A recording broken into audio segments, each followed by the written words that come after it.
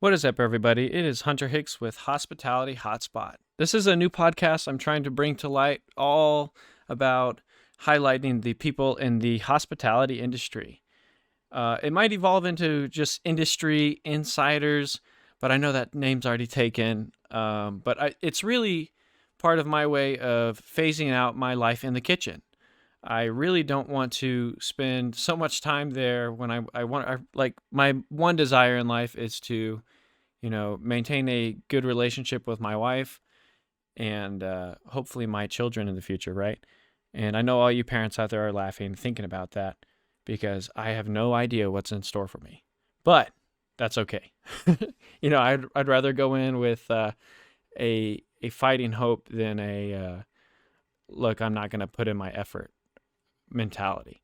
As stated, this is episode 1. It's more about highlighting who I am and talking about, my journey in the culinary industry and in the restaurant industry, to be more specific.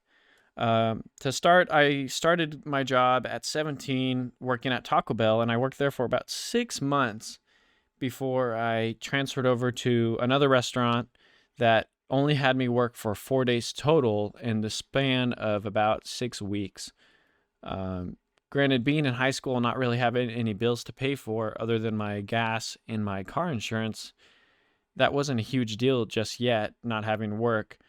But they went about it really, really shittily. It's like they shouldn't have hired me in the first spot, and they did. But from there, I ended up going over to this country club, and I started off that job as a prep cook. And at the time, the executive chef there was there for only about 2 days when he hired me, I believe. So he was brand new to the job, as I was, and a lot of things were going to change in my year and about 3 months that I spent there. So within the first month of me being there, I think I was demoted from prep cook to dishwasher because my buddy used me as a referral, and we both were unseasoned laborers, I guess, is the way I would describe it, unseasoned prep cooks. And my chef noticed he didn't have the time or want to train us properly, so he just demoted us to dishwasher and brought the current dishwasher up to prep.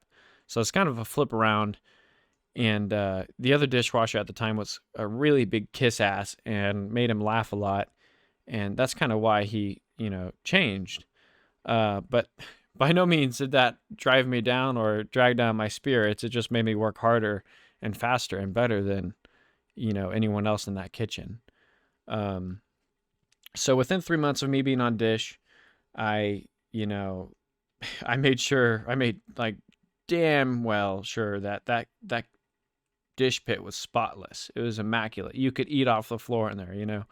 I remember I would intentionally set stuff in its wrong spot so you could see, oh yeah, this guy's cleaning the sink and scrubbing the drains and whatnot, and yeah, within 3 months he promoted me to pantry cook and prep cook again, and started moving around the kitchen. And I think a lot of it had to do with he was trying to figure out what to do with the kitchen in itself.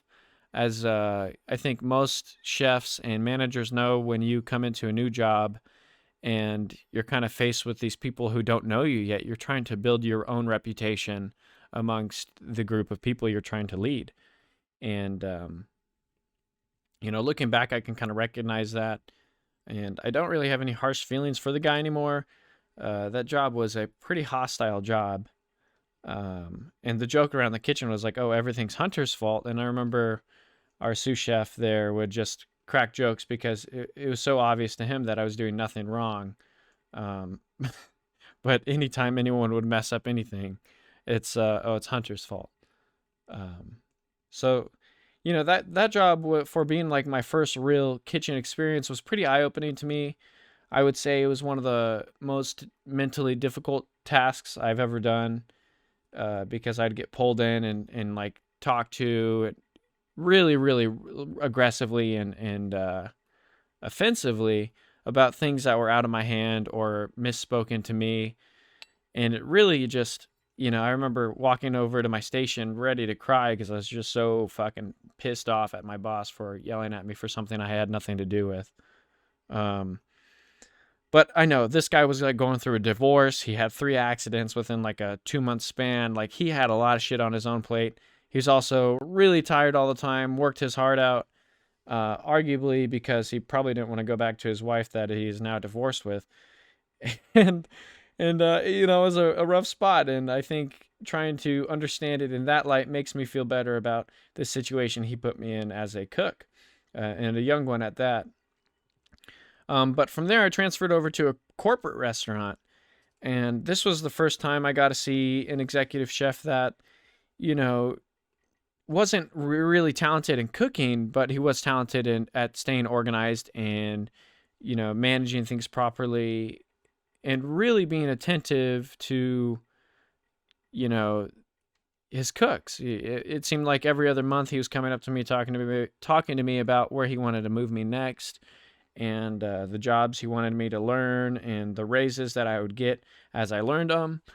And within a year of being there, I went from being a pantry cook there, which is just tossing salads and making desserts and frying stuff, to running the whole back line. And talk about a really fulfilling job. And that's arguably how they, take advantage of you as a cook. Is I think as a manager, when your cooks are being, satiated when it comes to fulfillment and happiness. And I was pretty happy there for a while. And I remember just driving home at night being, ecstatic, and just, that wholesome feeling of when you felt like you accomplished something great. And I haven't really had that feeling in the kitchen since, honestly. It's been a long time where I feel like I'm making a big difference. Um, but they were really good at taking advantage of me in terms of my pay. I remember I had to go get another job to end up getting a raise there because they wouldn't give me a raise. And then, of course, what all corporate restaurants do, you have like this big upper manager shift in employees, and the lower managers end up leaving. And then I think within the last year of me being there, I was at this place for 3 years. And the last year I was there, they went through 3 CEOs, in the headquarter area. And that ended up trickling down all the way to us, where like just everyone just started quitting or leaving, or putting in their 2 weeks and all that. And I realized, there might be an opportunity for me to become a sous chef there, at 22 years old or 21 years old. And I was like, I'm going to stick this out and see what happens. Of course, then our sous chef just quits out of the blue. Then we have another guy replace him. This guy ends up leaving, so then I apply. And I remember coming in all happy and ready, talking to all the cooks. They know what I'm about. All the servers know what I'm about in terms of my work ethic and, how I ran the restaurant in terms of just getting food out properly and consistently. And, I go and I interview, and I get a really good feeling about it, right? In terms of how the managers are talking to me, and, I was kind of being like honeypotted almost. Um, and then I think a week passes after I interview. They tell me, you didn't get the job. We're going to promote this prep cook in the back who doesn't know anything just because of his age. And, but we don't want to lose you, Hunter. We're going to keep you. We'll pay you this amount of money, and we want you to start running sushi. And to me, this made no sense because we already had a sushi chef. It was like, why are you guys going to sneakily get me in there and then fire her, especially when she was doing her job perfectly fine. But either way, I was like, okay, let's see what happens. I'm down to roll with it. Keep in mind, like I said, we went through 2 executive chefs at that point. We went through 2 sous chefs. We are now on our 2nd GM. So it's like just a constant shift in management. But I thought the GM at the time, who would have been hiring me, worked with me for 3 years. I was like, man, maybe like I would have thought I would have made an impression on the guy, and he could have at least opened his eyes and saw, how this line was running. But But I don't think it really came down to his decision ultimately either. It came down to the regional manager who just, was fucking awful at his job. I'm working there. They end up telling this sushi chef within like 2 or 3 days of me getting trained on sushi that she is going to end up getting demoted and I'm going to get promoted into her position. And I'm just sitting there thinking, I'm like, why the fuck would you tell this person that when I am so underly trained? Like these guys had no training in sushi, and the only person that was going to train me properly was the lady you just told that I'm going to take her position. Like, of course she's not going to want to train me at that point and want to leave. So I get frustrated and I'm like, I'm just wasting my time at this point.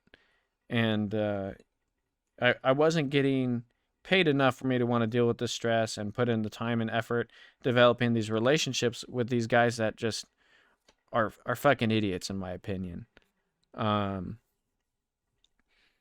and so I ended up putting in my 2 weeks, and instead of them letting me like fully just drag out my 2 weeks, they write me off the schedule. Um, so right then and there, I'm jobless. I did everything right, and they ended up laying me off pretty much or firing me. Which, just talk about a really shitty way of handling things. It's just so frustrating. Thinking back on those days. But I'm not down in the dumps. I was like, you know what? I was working like 45 hours a week at that point. Um, and I took I think like a 2 week hiatus and just kind of enjoyed my time, played some video games. I might have woodworked then. I don't know. But then I transfer over to the job I'm currently at, and I've been there, or at that time I would have been there for 1 year, and COVID happens, and now it's been 2 years since COVID, and I've been back for about a year now. But this restaurant was cool, is locally owned, which I always admired. I think being a small business owner, I really admire locally owned businesses now. And we'll get more into that later. But at the time, I'm there and I'm working, and they put me on like oysters and pots, and I was just like, dude, I can't fucking stand this. I'm a cook. I'm not a guy who wants to present himself and smile for people when I'm shucking oysters and occasionally stabbing myself with the shucker, or the shell goes right into my nail and cuts me then. Like, not a fun job. And then also these steam pots. They're so cool looking for the guests, but man, you burn the shit out of your forearms with those suckers, man. They're so hot. And the worst things to clean. And I'm not going to complain. Like, I'm not doing that job, and I worked really hard there to make sure I stay out of that job, and I'm not a slacker by any means. But you can tell, like, oh, this guy's not at his full spirits working up here. And at the time too, I was working with a guy who had like 3 DUIs and just wasn't the most intelligent bunch of them all. And that also made it rough too, because he was just lazy and wouldn't do his job right, and I would have to pick up after him, and it's just an exhausting job when it comes to that. So I busted my ass off. I made sure to get up to Fry there, and to this day, I think Fry is the busiest station at that restaurant. But if there's one thing I really strive in and really enjoy, it's being buried in that type of work where I can move around fast and just have a lot to do. I think it's a good challenge for my brain, and it's also a good workout. And, I was working alongside the executive chef there at the time too. So it all worked out. And, I've nothing bad to say about this place. I still work there to this day. They are expanding and they are growing. But when I came back from COVID, I ended up working over at their sister restaurant, who had no executive chef, just as a prep cook as I'm finishing up my college degree still. And I didn't want any responsibility. I told the owners that because I had so many other priorities like my small business and school. So they put me on for 2 days, just working 8-hour shifts, and I really enjoyed it. But in October of 2021, I got a text message when I was on a vacation in Hawaii saying, "Hey, Hunter, we're opening up this other restaurant. I want you to come work underneath this executive chef." And, you know, I talked to this new executive chef real briefly, off and on every Friday when he was prepping. And I saw the sous chef he had, and immediately I was like, dude, this sous chef's like fucking whack, dude. Uh, I knew from the start. I remember complaining to my friend like the first day. I was like, dude, this new guy is trash. And unfortunately, the industry's full of people like that, where they have like this beautiful resume, but they're totally shit in the kitchen. And when it comes to the work, they don't know how to work. So, cut to this. I get this text message though, and it's like, "Hey, Hunter, I would love you to come work underneath this new chef. Um, I think you would really pose a great, employee there, or and it's like a great opportunity for me." And I said gladly, I was like, "Yeah, let's do this. I'll go work there." Um, I'm a words of affirmation guy through and through. I like being told when I'm good. I like being told when I'm bad. Uh, and I like being asked, for some responsibility, or something along those lines. That is one way to really click with me. If you're like, "Hey, I need you to complete this task because I think you'll do good at it," you got me already. You can underpay me, you can treat me like shit, but if you tell me I'm good at this thing, I'm gonna be good at this thing. It's just it's funny and dumb, but that's who I am. I'm trying to fix it though, because I think it's a large ego thing involved, and I'm really trying to disconnect from my ego in some sense. But getting back to it, I start working at this place. It's a new restaurant, totally chaotic, and the labor pool right now in terms of cooking is like the worst it's ever been, and the worst I've ever seen it. Which is shocking to me because this place pays you really well, but they still can't manage to get anyone. So within like the first couple months of that place opening up, we lose like half the staff. Um, and then, a couple months pass, and then we lose the sous chef that I was talking about as shit. He just ends up walking out one night. And, I remember just chuckling. I was like, well, called that, And now we are, I think, what is that, about 7 months from open, and our executive chef just left. Not in any bad way. He's still going to show up here and there, but he put in his 1 month notice, and he ended up going to a corporate restaurant just so he can work a more reasonable schedule and, prioritize his family more. And I couldn't respect that more than anything, like, shout out to you. You know who you are. um, I think we all kind of struggle with figuring out our priorities throughout our life. And I hope by the time I'm, my dad's age, I can hopefully have everything figured out. And I honestly hope earlier, right? I'm trying to figure out that right now, and I think I have a good idea.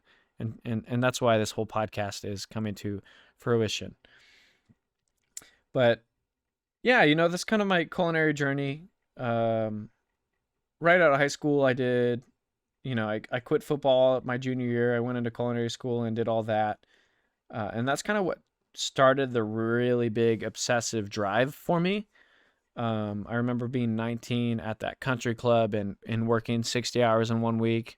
I remember staying up at a brunch at 6 in the morning, waiting for guests to arrive and falling asleep on a pillar. And then in that same week, I went out to dinner with my family and I fell asleep at the dinner table. And I'm sure a lot of executive chefs and a lot of cooks have that same experience in terms of just exhaustion.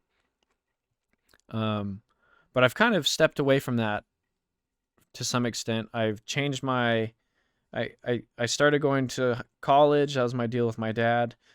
And I'm now a junior, or going to be a junior at ASU, and I'm getting my degree in applied biological sciences. emphasis in sustainable horticulture. That might change over to mycology. That might change over to forestry. It's something along with biology, and hiking is really what I want to do. I would love to be outdoors and just kind of go in these remote, private places that are like state owned that most people wouldn't be able to go to. That's one dream, right? One of my many dreams, and hopefully throughout this podcast you'll get to experience and hear how ambitious and crazy my ideas are in life. Um, and I think that's the primary reason why my fiance started up our business is she kind of saw that and is maximizing it. So to get into my business, all hospitality workers were laid off in 2020 of March, I believe. And in April, during Easter, I made cinnamon rolls for my whole family. And all of them were like, "Oh my God, you should sell these." And then my fiance was like, "We're doing this." And I think within the week, she got our business license and our LLC established, and told me to come up with some recipes. And then we started doing our Instagram, and now it's been about 2 years. And we do farmers markets, we do pickup and delivery, and I am the baker, she is the brains. And a lot of people get a crack out of that for some reason. I'm still not sure why. But maybe gender roles, but it's cool, and it's a totally different experience, and it gives me an even larger appreciation for someone like the business owner I work for right now, and the people I meet throughout the farmers markets and the other small businesses that I'm interested in.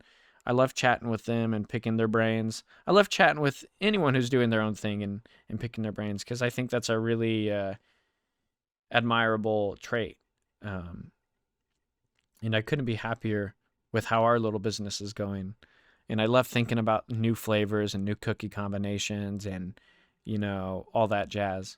And we've been working with this coffee shop, Peixoto. Shout out to you. You guys are the best. And I couldn't be happier to fill their baked good needs every Friday morning. I love waking up at 6:30 and driving over there and dropping off my items and getting a coffee in the morning. It's honestly one of the most lovely routines I've ever come to know in my life. It is exhausting, but man, do I love it. So I kind of got a lot on my plate right now, and this podcast is something where I can sit down and hopefully schedule appointments with some people. I don't really want to edit it too much, and I just want it to be I record and I just then post it. That's the kind of the idea, and I'm hoping to get on a few executive chefs I've worked for. The few that I've talked about in here, I'll never name because I don't want them to, ever think I'm talking ill about them. It's my experience, and it's how I've interpreted it along the way, and hopefully they'll go unnoticed. And then, I might have them on this podcast eventually, and then maybe you might be able to talk about it. I don't know. The goal is to get on the business owner I work for, get on a few of the cooks I work for that I admire, and that just come to work with a positive attitude all the time. I think that's arguably one of the most important traits of a good employee in general, or a good worker, is just not getting caught up in the muck.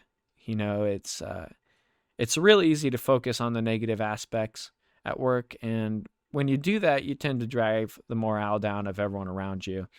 And I can tell you from that first 4 months of being open at that new restaurant, it was like that, where you'd come in and you'd kind of just feel the tension. You're walking into this, thick-aired room, if that makes any sense. And I'm sure a lot of people who might listen to this have been in those situations. Cooking in general to me is it's one of the most underpaid, fulfilling jobs I'll ever work. And it's going to give me a massive appreciation for the people that, I meet along the way. And I hope the best for everyone. And yeah, I think this is the podcast. My name is Hunter Hicks. This is Hospitality Hotspot once again.